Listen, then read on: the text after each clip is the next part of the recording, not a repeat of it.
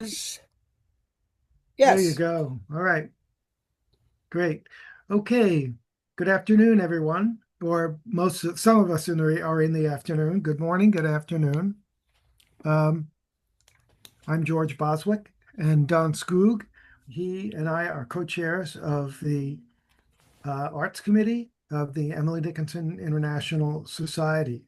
And we are very pleased to welcome two artists, visual artists, members of EDIS, Phillips and Ruth Geos, and they are going to share with us their beautiful Dickinson-related immersions in the art that they practice and that they produce. So, Don, I'll turn it over to you. Okay. Candice Vermeer Phillips is a metal point and watercolor artist and illustrator and has exhibited widely. She is a recipient of the Botanical Artist Residencies through the Oak Spring Garden Foundation, the Julius I. Brown Award for her ongoing project Poetry in Silver, The Language of Flowers and the Works of Emily Dickinson, that sounds cool, and an Ecclesbury Fellowship prompted by her study of falconry, past and present, resulting in illustrations for the forthcoming Virginia Falconer's Apprentice Handbook. Ms. Phillips is a retired volunteer curator and contract illustrator at the National Museum of Natural History in Washington, D.C., where she worked in various departments. Her illustration of the Northern Cardinal was recently released by the U.S. Postal Service, wow, in a pre-stamped envelope formats. Her works are held in various public collections, including the Archives of Falconry, the Arkansas Museum of Fine Arts, the British Museum, the Houghton Museum at Harvard, the Hunt Institute for Botanical Documentation, the Morton Arboretum, which is really cool, the National Gallery of Art, the National Museum of Natural History, the Oak Spring Foundation, the Oak Spring Garden Foundation, and the United States Postal Museum, the Woodson Art Museum, and by numerous private collectors here and abroad. All right, now let's take it away, Candy. Thank you. This picture is taken at the Oak Spring Garden Foundation, which is in Upperville, Virginia. And it's a wonderful place to go. They offer artists residencies that is also for different types of scholars of all ages. You don't have to be a young person to do this. And also, they started one with musicians. So, our musicians in our group may want to check this out. Um, they will open their residency applications early next year. So I highly encourage you to do that. It's a wonderful place. It's a very creative place. People come from all over the world. It's kind of a think tank now for um, plants and how plants we need plants in our society. And it's run by Sir Peter Crane, who is a really innovative, wide-ranging, wide-thinking person. Okay, so we'll get started with this. Next slide, please.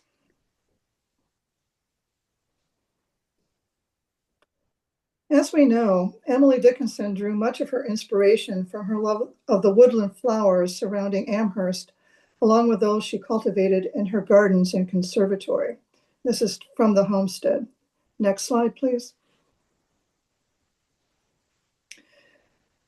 The 19th century saw a renewed interest in the Renaissance technique of silver point drawing. While the technique officially did not reach the United States until a decade after Emily Dickinson's death in 1886, she may have read about it in an 1855 edition of the Crayon, one of the many popular periodicals her family subscribed to. The description of her poetry by Higginson as like skeleton leaves, so pretty, but too delicate, not strong enough to publish, is also an appropriate metaphor for silver point drawing. Due to its reflective nature, silver point is difficult to scan, photograph, and publish. Next. One of my projects, Poetry in Silver, is an ongoing series of silver point drawings based on Emily Dickinson's herbarium and the floral imagery in her poetry and letters. These drawings are created using herbarium sheets. Next slide. This is one of some orchids. In order to draw attention to both the importance of herbarium collections Next slide. This is the herbarium at the Natural History Museum here in Washington, D.C., and that's what it looks like, rows and rows of cabinets full of folders with pressed plants in them. In order to draw attention to both the importance of herbarium collections for documenting environmental change, and next slide, the importance of on-site field study notes. Next slide. Emily's herbarium, with the power of its common, introduced, or woodland flora, continues to speak, inspire, and intrigue. As with any sustained project, Poetry in Silver began to take on a life of its own. Next slide. The first time I ever heard the word ruderol was during a lecture by Peter Grimme, and that's Peter standing there at the lectern, at the 2024 Emily Dickinson Conference in Amherst. Whatever they were, there were 27 of them that Dickinson collected and pressed into her herbarium. They looked like weeds to me. The next slide read, they were weeds, or as Emily called them, humble plants. Those overlooked or often cursed plants, like the dandelion, she adored and frequently used as an expression of her rustic nature. This is a dandelion that I drew in Silver Point from an herbarium sheet. Peter and I had been corresponding about the herbarium for over a year, and I felt emboldened to ask him for his non-native ruderol list, which he graciously shared. A new phase of my ongoing research began, Emily Dickinson's humble plants. But what exactly is a ruderol or a weed? Who defines it? Next slide. Wiki defines ruderol as a plant species that is first to colonize disturbed lands. Ruderol comes from Latin rudus, meaning rubble. A ruderol has massive seed production. Its seedlings grow rapidly in poor soil, and it has fast-growing roots. The Webster's 1828 dictionary that Dickinson was familiar with notes that used as a noun, a weed was a general name of any plant deemed useless or noxious. The noun weed referred to a garment, as in the prescribed mourning apparel for Victorian women known as widows' weeds. As a transitive verb, weed meant to free an area from noxious plants, as to weed a garden, to free from anything hurtful or offensive, or to root out vice, especially in the hearts of the young. Next slide, please. Emily, too, provided her own poetic definition of weed. To her derided home, a weed of summer came. She did not know her station low, nor ignomony's name. Bestowed a summer long upon a fameless flower, then swept as lightly from disdain as lady from her bower. The dandelion's shield is valid as a star. The buttercup's escutcheon sustains him anywhere. Next slide, please. In his book, Weeds in Defense of Nature's Most Unloved Plants, Richard Mabey channels John Ruskin for his definition of a weed. He notes, at first, Ruskin accepts the definition, already current in the 19th century, that a weed is a plant in the wrong place, adding rather parochially, whoever saw a nettle or a hemlock in a right one. Next slide. But he then introduces an interesting and a botanically astute twist. A weed is a vegetable which has an innate disposition to get into the wrong place. It's not as being venomous or ugly, but it's being impertinent, thrusting itself where it has no business and hinders other people's business. That makes a weed of it. Next slide. One last contemporary source of inspiration came from Anna Chapman Parker in her book, Understory, A Year Among the Weeds. Next slide. An entry from the 5th of April reads, the weeds are like the scrolling text on TV news proclaiming this is live, or email spam whose constancy assures you're still online. I swipe my messages for some sign of connection or meaning or proof that something matters. I swipe my eyes to the ground. The weeds assert, just keep going. Just keep going is what I did with illustrating Emily Dickinson's humble plants. I used Peter's ruderol list and drew out each plant from Dickinson's herbarium. Next, I made a paper template of the size of the accordion fold book I plan to use and arranged the drawings across the pages. And this is what it looks like. On the left side, you can see there's a pencil outline, and then I'm starting to fill that in. Next slide, please. Satisfied with the layout, I transferred the drawings to the book's watercolor paper and inked each with a sepia ink. Next slide. Then I applied washes of watercolor using muted natural earth pigments to show each ruderol as they appeared after being pressed over 175 years ago. Next slide. The drawing, inking, and painting took 6 months to complete. So this is the 27 ruderols exactly as they were pressed in Emily's herbarium, and how they looked all lined up together on an accordion fold book. Next slide. But still, I kept going. I had a collection of weedy field studies and notes from reading and research, as well as an assortment of worn Pigma Micron pens from my scientific illustrator days that still had some life in them. So I began another series of drawings of these ruderols or weeds. Whether they were introduced accidentally or deliberately for their food or medicinal purposes, these weeds are here to stay. Now, the following that I'm going to tell you about is for historical and general information only and is not medical or culinary advice. Next slide. Daisy is also known as the oxeye in English. So we have the oxeye is on your left and the daisy, the smaller one is the English daisies on your right. Magruder Jenkins asks, why do people rave over the beauty of daisies? They look to me like hard-boiled eggs cut in two. Daisy, follows soft the sun, describes the plant's heliocentric habits. Low daisies dot, from I tend my flowers for thee, may refer to the English daisy, often used as a ground cover. Next slide. Queen Anne's lace, known as wild carrot. Its first year's taproot is considered edible, but a bit woody. It's known as the bird's nest as it closes in on itself when setting seed, which you see that over on the right. And devil's plague, because it is so difficult to eradicate. Legends surround this plant. Queen Anne II was a lace maker and pricked her finger with her tatting needle, causing a drop of blood to fall on the lace. Some of the Queen Anne's lace flowers have a red-purple center. Finding one and ingesting it was thought to cure epilepsy. This plant is unlabeled in Dickinson's herbarium, which strikes me as rather odd. Next slide. Pardon me?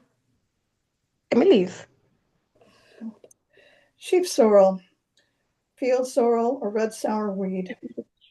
Many consider it a weed, but it was used medicinally for centuries to treat cancer. It was used as a diuretic, a fever and inflammation reducer, used for stomach issues, and was also used as food as a salad green. Next slide. Next slide, please. Shruti, can you mute yourself, please? Thank you. Mullein, or great mullein, is also known as the candlewood plant because the dried stalks were dipped in wax and used as candles and torches. It's also known as velvet plant, Aaron's rod, old man's flannel. The leaves were placed in shoes to help keep feet warm. Quaker women used the leaves as makeup by rubbing their cheeks with leaves to cause them to turn a blush pink. It has a long history, even in use today, to treat respiratory illness. In the 19th century, mullein was used as a treatment for TB. Some preppers grow mullein and harvest the leaves to use as a diaper liner or as toilet paper. Other sources caution that sensitive people find the soft, hairy leaves irritating, so these practices are not advised. Next slide, please. We have white and yellow sweet clovers. Some believe these are the same species, but they grow in different habitats. White is found in the wetter areas and the yellow grow in drier areas. They're grown as hay for winter feed. They have a sweet smell to them. The leaves were added to salads, and the whole plant was dried to make a tea that had a hint of vanilla, and its seeds were used as a spice. Next slide, please. Mayweed chamomile, also known as dogweed, stinkweed, stinking daisy. It's found along roadsides and in meadows. It is less effective as a calming tea than chamomile that we drink, so it's ignored by the foragers. Next slide. Coltsfoot is also known as ass's foot, bull's foot, butterbur, clayweed, cleats, coughwort, son before father because it flowers long before the leaves come out. The genus Tussilago is derived from the Latin tussus, meaning cough, and was used to treat them. The leaves and roots were dried, ground, and boiled to make tea, candies, and a tobacco. Next slide. Celandine is also known as rock poppy. Swallowwort because it flowers when the swallows returned each year. It has a bright yellow-orange sap that was used as a pigment in illuminated manuscripts and as an eye wash or a wart cure. Ants will disperse its seeds. Next slide. There's two species here. The tall is on the left and the shorter one is on the right. The tall and the bulbous buttercups. The tall is also known as giant or showy buttercup, blisterweed, crowsfoot based on the leaf shape. It was believed that holding a tall buttercup flower against one's neck on the night of a full moon or smelling the flower caused insanity. Hence it was also known as crazy weed. It is thought to deter rabbits and deer from the garden. The genus name is ranunculus, which means little frog, and refers to the plant's affinity for bogs and wet places. Bulbous buttercup is named that because of its bulb that is shaped like turnip. At its base, which is known as a corm, St. Anthony's turnip is also another name for it because the corm was eaten by pigs and St. Anthony was a swineherd. The corms were used as a dye plant and used to treat skin lesions. And I'm still going on with hunting down and illustrating the rest of these weeds, plus one, the burdock. Next slide, please. But a nagging question comes to my mind is, did Emily Dickinson know of these potential food and medicinal uses of the plant she collected and pressed into her herbarium? Next slide. The Dickinsons owned a copy of Lydia Maria Child's The Frugal Housewife. Plants we call weeds are featured in her text as useful both as foods and medicines. She even includes directions on how to prepare teas and salves for medicinal purposes from these weeds. Like Peter Grimes states in his recent journal article on the herbarium, we are challenged to comprehend Dickinson's plants not only as she knew them, but as they exist in our world today. And I too remain challenged to just keep going. Thank you. Wow, that was absolutely fabulous. Thank you so much. Wow.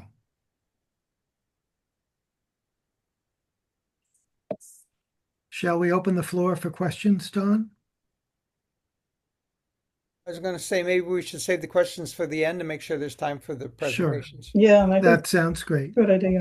Because I have a bunch of questions. So, because that was awesome. That was amazing. Your art is beautiful. Yeah. Thank you so much. Yep. Okay. Thank you. So let's move on, then we can chit chat later. So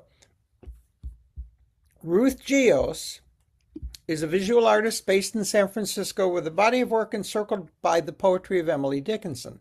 These works draw from the poetry and take form and place with the materials of bird feathers, true gold, wood, music, and the words and life of the poem itself.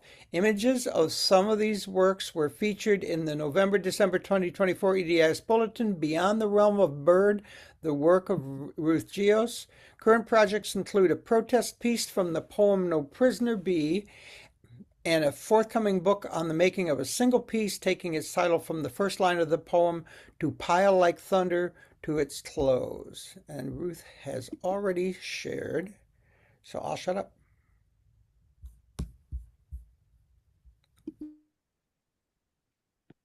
Sorry, I just have to unmute myself. So thank you. Thank you for listening to this, looking at this. it's very different for me than having you all here in my studio. So maybe we can do that next time. So yes, the work of Emily Dickinson has been at the core of my work for a very long time. You could say that I draw from her work in finding her words themselves as an explosion of ecstatic energy, and also the best ever description of the creative life and fire of an artist at work. And I mean, she wrote so much about the working life of an artist and the what it takes, as in, I would not paint a picture, I'd rather be the one its bright impossibility to dwell delicious on. And where Emily Dickinson used words, I use my own specific recipe, which includes bird feathers, gold, poetry, music, and a dash of vodka. The vodka, not so much for the chef as for the work, and I'll talk about my materials as we go. So the piece that I have up on the screen now is something, it's called Red is the Common Tint from the poem There You See a Soul at the White Heat.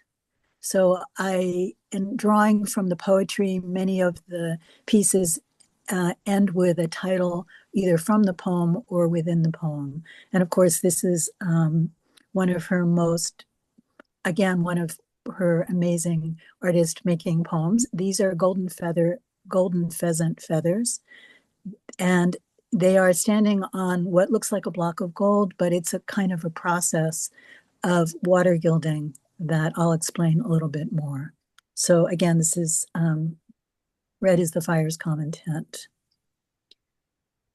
This is another piece. When I said that my work is made of bird feathers, gold, poetry, music, and vodka, it is really true. The feathers, all the feathers that you see, are all gifts of people who support my studio. When I first started doing this work, I really wasn't clear on how I could possibly do it. I don't own a bird myself. And over the years, I've been very fortunate to meet and build a community of people who have birds or raise birds and save the molt for me.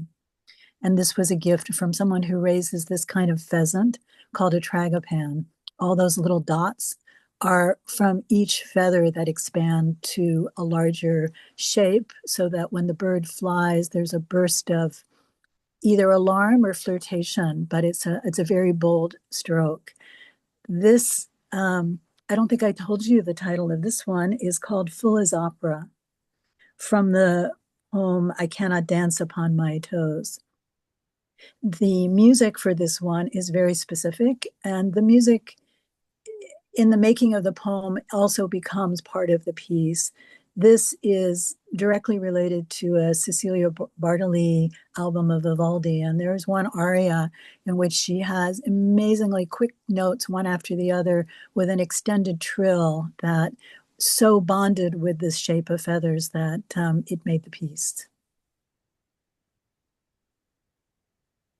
This is No Lives Around from the poem, except the smaller size, No Lives Are Round. These are ostrich feathers, a gift from the Paris Zoo, and again, with gold.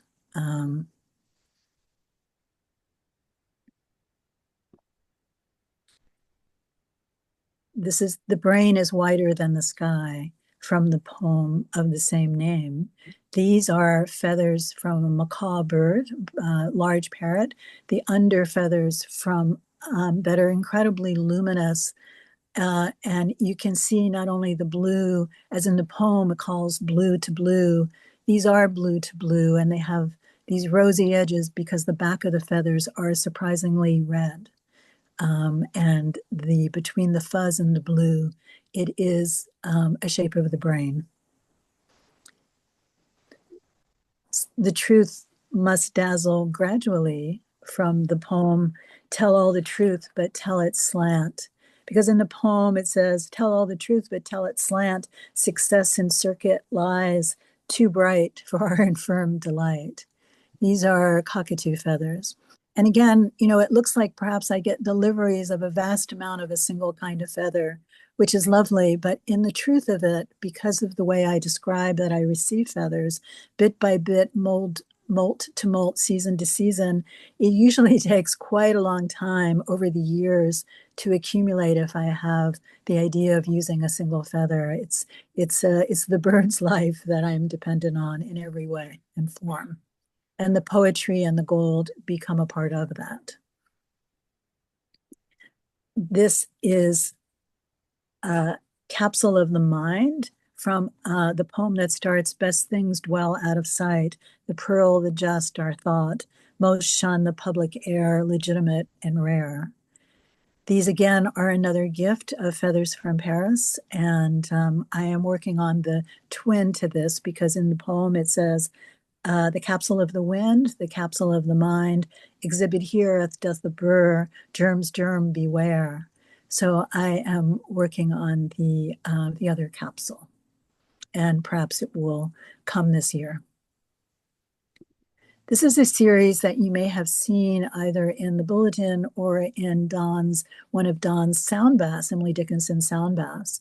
This is a series called Beyond the Realm of Bird that each set consists of 20 bird squares of very specific little tiny feathers, the kinds of feathers that are very close to the body of even a very large bird.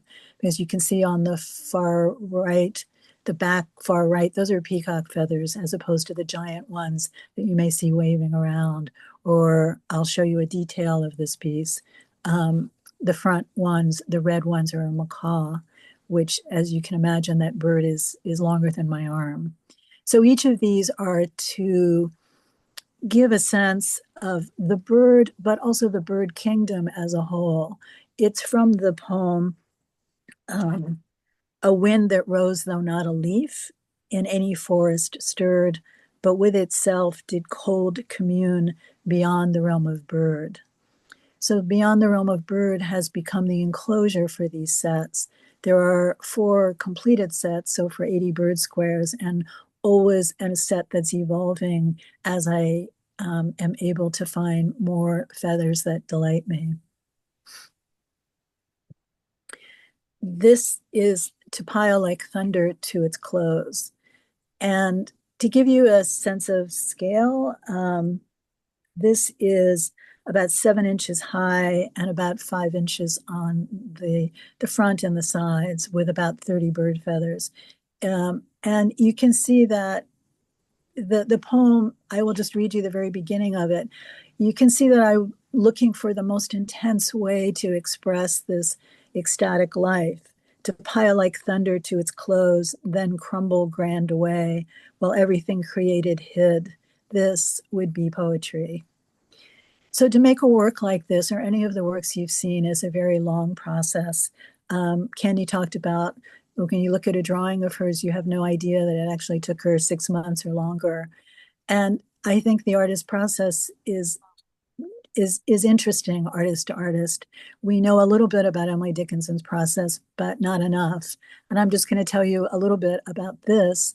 So to make this probably took me about 2 years. And I want to show you a little element of the process. This is when I make a piece, you can see that every feather, perhaps you're looking at the whole, which I appreciate, but I think of it as an intensity of color, shape, and form, and of the life of these feathers. The gold acting as a mirror and bringing light and a wholeness to the piece. This is what I call a parchment, and every piece that you have seen so far, and every piece that you'll see ahead, has at least one of these.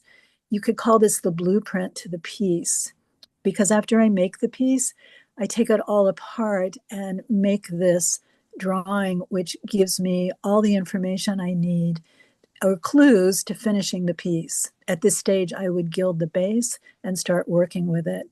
Every feather has an identifying number or letter.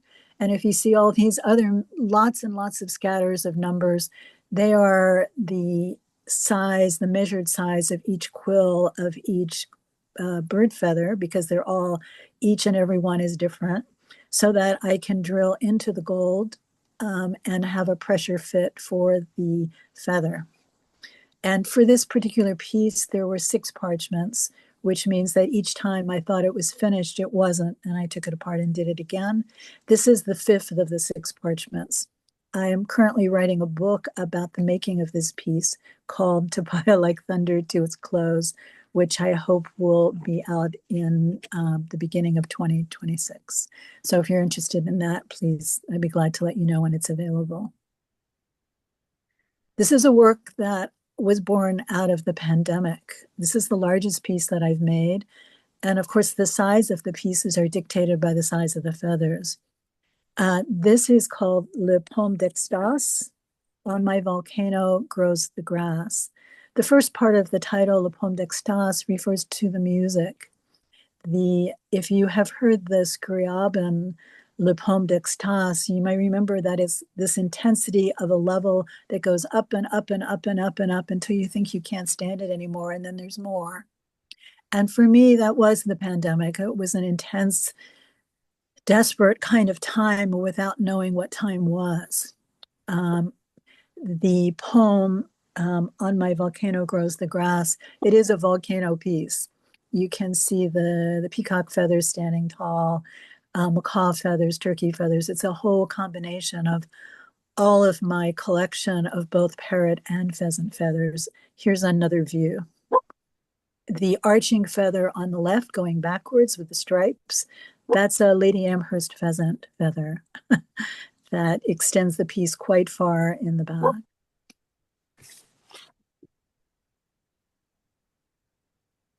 So leaping ahead to another series that's current and in process.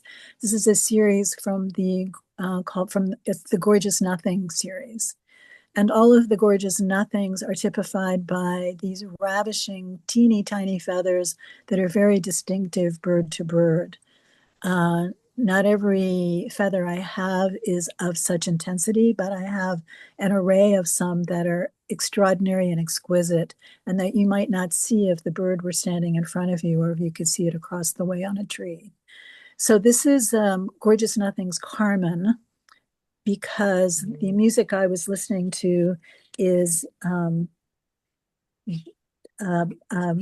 version of the Bizet's Carmen by a Mongolian soprano, Agul Akmashina, singing the aria L'amour, in which Carmen, always ahead of herself, knows what's coming and is fully embracing her life and her death. So that brings us to what I've been calling my protest piece. So there's a little bit of story to this, but I wanted to start with the poem. I myself did not know this poem. No prisoner be where liberty himself abide with thee. But of course, you find things when you need them. And it is that kind of time in the world that it is good to embrace liberty within and without. But my story of the reason that I've embraced this poem has to do with an EDIS announcement earlier this year that a new song cycle was in preparation by the composer Kevin Putz in collaboration with the mezzo-soprano Joyce DiDonato. And I wanted to find out more about this. There's a little bit of story to this, so let me see how I can tell you this and so that it can be interesting. I started a piece for this, and here's part of it. So I'm going to leave this on the screen and show you some other parts while I tell you. I'm making a piece based on No Prisoner Be with 91 flamingo feathers. This is the stage of the process in which all of the flamingo feathers, I have identified which ones I'm using, and each of them have a number under them, which corresponds to the parchment for the making of this piece. The next step for making of this is the gilding of the base, and then using the parchment as my guide to putting it all together. When the piece is all together, it will be as tall as the tallest flamingo feather, maybe about 12 inches, with about a 7-inch base, 7-inch square base. So it will be very, very dense with this color. Some would call it pink, some would call it orange. There are shades of all of these intensities. There's even a slight scent of the sea from the shrimp that the flamingos eat. But the reason that I was drawn to this is the story I would like to tell you. So having heard about this song cycle, I tried to find out more about it and eventually found a recording that Joyce DiDonato and Kevin Putz had done in front of the Institute for Advanced Study in Princeton, the place where Einstein and Oppenheimer also worked. And as a part of the conversation, they explained their incredible connection to the poetry of Emily Dickinson, their thrill in working together and in putting this together.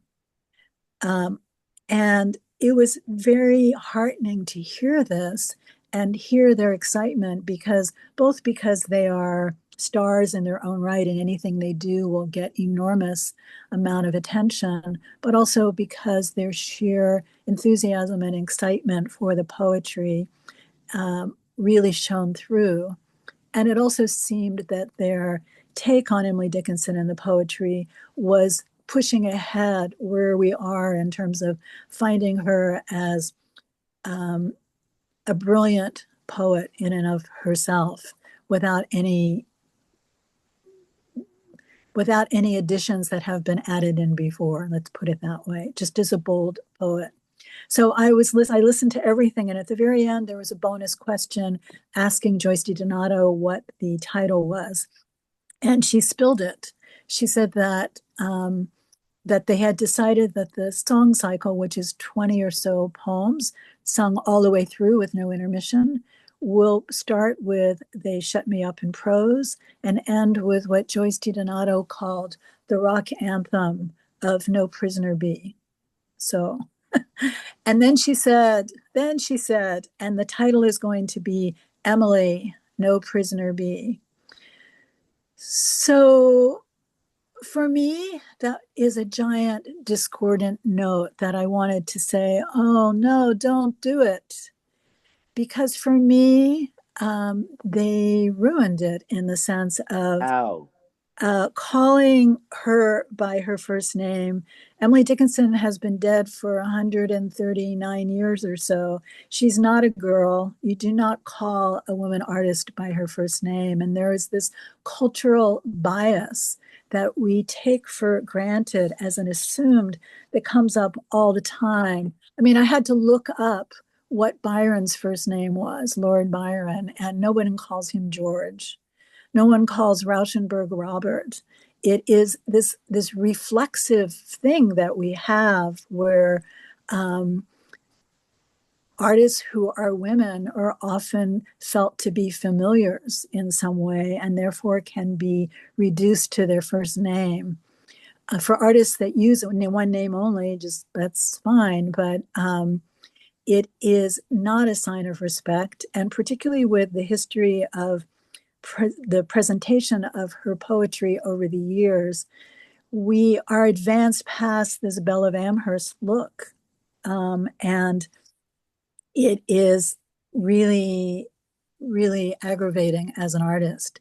So I should say that having seen this, I tried to get in touch with Joyce DiDonato and Kevin Putz because they were obviously so connected and wanted to do the most amazing job. And from what I heard, they are doing an amazing job.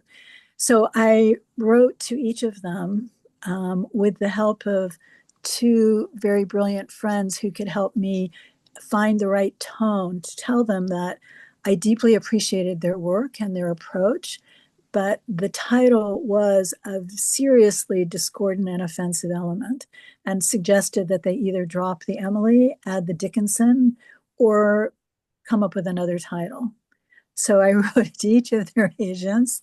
Joyce DiDonato's agent acknowledged my letter and said that she would certainly send it on to Joyce. The different agency for Kevin Putz responded not at all, not to my follow-up note, and not to my voicemail. So with the silence and my anger and frustration, I would say it's more frustration. This is not the first time that this issue has come up. It comes up all the time as an artist. But with Emily Dickinson, it even came up when I went to the Morgan Library to see that show back in 2017 of I'm Nobody. And the docent referred to the artist over and over simply by her first name. And when I questioned the docent about it, she said, well, I feel Emily is like as if she were my friend. And that's just not right. And it's not good enough. You may think of her as your friend, but she was not your friend. She would not be your friend if she were alive now. And that's a kind of familiarity that hasn't translated into the kind of recognition that she deserves. So having gotten no answer from either artist or from their agents, I thought about what to do. And then I do what artists do. Art studios, if we're doing whatever we want to do, whatever we need to do. So that's when I started to make this piece as intense as I could from these very brilliant, you could say pink or not pink feathers. It will take me about another month to finish this piece. And I will be glad to share it with you then. And I would love your comments and thoughts either now or later. But as you can tell, I'm very passionate about this issue because it's so irritating on one level and it's so wrong on every other level. But thank you for letting me present what I do and how I do it. And I would be glad to answer any questions or fill in any more information about any part of my work if you would like. Thank you. Thank you. Wow. That was absolutely wonderful. Thank you. Thank you, Ruth.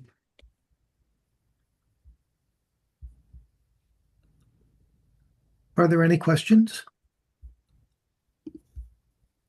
Oh, I got a ton. Okay. Why don't you start with one? All right, where did I go? Wait. Why am I not here? There I am. Okay, so first of all, yeah, there you go. I was gonna say unshare. That was amazing. The looking into your two different processes and the final product, both of which are really beautiful and completely different, which is what art is supposed to be. But there's sort of one thing in common I always think about when working with art is that there's usually an aspect of alchemy to it. So the idea is that part of the process of creating new art is to bring together disparate concepts, ideas, materials, the things that grab an artist, right? And it's different for every artist, right? So one of the things I love to when talking to people related to Emily Dickinson is, or artists that are using her work is what. So what was the point when did you start to make the connection between your art and her art? And what like at what point, like what was it that grabbed that helped you to make that link between her poetry and your art? And I'd love to hear from both of you on this. So I'm going to start with Candy, maybe. A tough one to answer because I'm more of an illustrator. I would say I'm an illustrator where I worked with scientists to convey, to examine a specimen and convey information that other scientists use in the identification. I worked primarily in entomology, so I was working with moths, particularly moths that are detrimental to food sources. And that's important work. And I think that working with the herbarium, after the scientists I was working for retired, I went over to botany because I knew the longtime illustrator. And we had this long discussion about how many of these processes in science, from preparing an herbarium sheet to how you depict that by hand, are going by the wayside. A lot of scientists now, they just collect, botanists, they just go out in the field, they collect material, they grind it up and throw it in a machine, and the machine spits out the genus, species, and the whole genetic whatever. And Emily, as part of her botany education, had to go out and collect the plants. Now she was read Ruskin, and this was later, and Ruskin talked about knowing the biography of plants. So I guess at some point reading her poetry, her botanical descriptions jumped out at me, like the gentian weaves its fringes. And she had this knowledge, horticultural knowledge, in her gardening practice, but also botanical knowledge in the preparation of her herbarium. And this is a skill that's lost, and she learned it early. And as Peter Grimace said in his article, it seems like she continued this practice through adulthood. And so it's going to be fascinating to hear what he has to say. So combining it with, like Ruth said, sometimes these things just kind of coalesce and they come when you need them. And I started this project in 2014, and it's metal point drawing is something I practiced since my art school days in the 70s. So finding this crayon article, and that she read these periodicals, and then learning that she could have read this and she knew about silver point drawing, and Higginson's description of her work being too ethereal, so to speak, to publish. It's so delicate, and that describes a silver point drawing. And then learning further that Austin, was an art collector, and he actually collected a print that was done by Holbein. And apparently this guy of Holbein was a jurist, and Holbein used metal point and chalks in creating this. So there they had an example with a silver point drawing. So I find all these connections like that, and it just continues to intrigue me. And now with these weeds, we hate weeds, what we call weeds, the impertinent plants that get into the wrong place, and we want to eradicate them. But talking to foragers, how they're rediscovering these things and how the medicinal uses, how it was in that Mrs. Child's book, The Frugal Housewife, it's just too much. There's just too many coincidences that you can just ignore. You have to pay attention to these things. Like Peter said at the end, how are we going to relate to plants today, the ones that she pressed in her herbarium and kept? Were they just a simple childhood, school project? I don't think so. I think there's something more there. And he also talked about in his article about how he thought they could be maps or something. What other reasons, what other things are there? So that's what I'm exploring. I guess that answers your question. I don't know. I ramble. Yeah, no, that's great. Ruth, what about you? When did you first start to make the connection between your artwork and Emily? Well, there have to be mysteries, don't there, even to ourselves.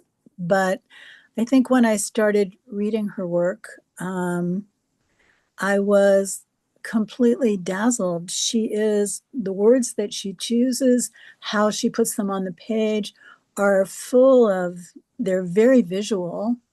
And in the later editions we have of the variums that show exactly where she put her words, they're so incredibly visual, and every word seems to be freighted with multiple shades, as if she were painting her poem at the same time. They're very visual, and they're full of emotion and life. It's all of her poems reverberate in a way. And when you add to that her many, many poems, you could say all of her poems, in which she is directly talking about, to me anyway, about making the poem while she's writing the poem, or being an artist in her own mental studio. Those were an incredible expression of what most artists don't have a way to express except with their own materials. And I think that's what started me, this having I could say that what started me as an artist were most likely my dreams that led me to pursue what I was doing. But her work gave me another way of expanding my work and discovering this whole realm that I've presented with the bird feathers, the gold, her poetry as an intrinsic part of it. That's so interesting because you see visions from them. And what I is I hear notes from them, right? So we bring to it what we bring ourselves to the art. So like we're not reflecting her. She's not reflecting us, we're reflecting her, maybe both ways. Super I think, interesting. but Don, I think she is very musical. I think her poems are their own kind of score. Oh, absolutely. Yes, Absolutely. absolutely. Felicia Nemu, you have a question? Yes. Am I unmuted? Yes, and Thank you. you can put your hand down. Oh, um, okay, it's down. Thank you. Great. First of all, I thought you were both wonderful. I was just thrilled by this new direction of Emily Dickinson. But I might very well have said Emily, and I've said Emily before. In fact, I think you did, Donald. And I would question the idea that it's disrespectful. In the chat, I gave some examples of men whose first names are used. In the Orwell Society, the talks are called George Talks. Although I think when people speak of him, they usually say Orwell. But it's very common with rock stars. I mean, people who love Elvis and who love Ringo virtually always say Elvis or Ringo rather than Elvis Presley and Ringo Starr. I guess now because of Elvis Costello, they might not. And people who have the appalling judgment to admire Jefferson Davis sometimes call him Jefferson. So while I think it is certainly women and men should not be treated differently this way. And sometimes I think using a woman's first name that you don't know is objectionable and sometimes not. So that's really what I'd like to suggest. I would hate to be told that I don't respect Emily Dickinson because I have sometimes called her Emily. Well, I think, Felicia, no, thanks for that. I just saw your comments in the of Ringo, of course. Yeah, this morning I asked my partner Larry, he may still be on here with us, that if he knew what Rembrandt's first name was, and he told me Fred.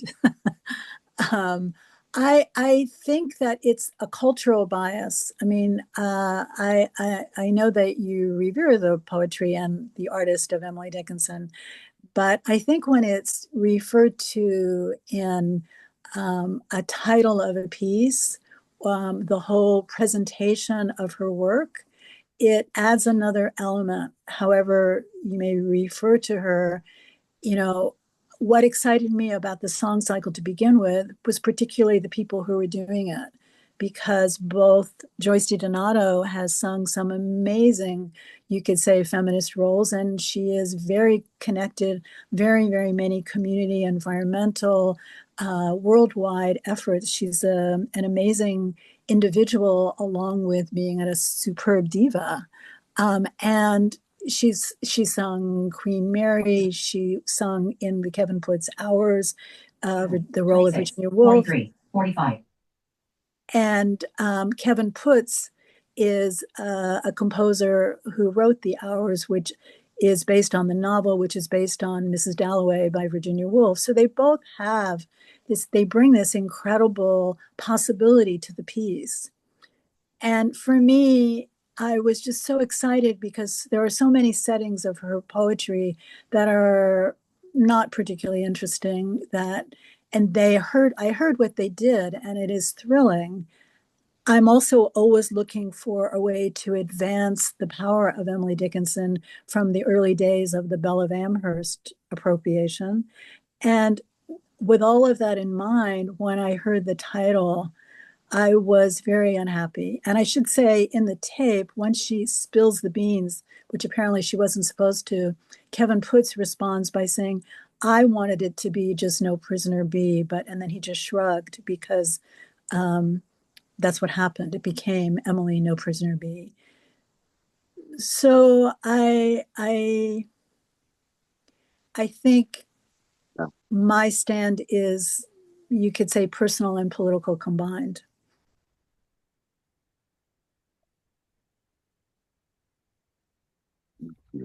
Thanks. Well, thank you. Thank you. Good discussion. Are there any other questions?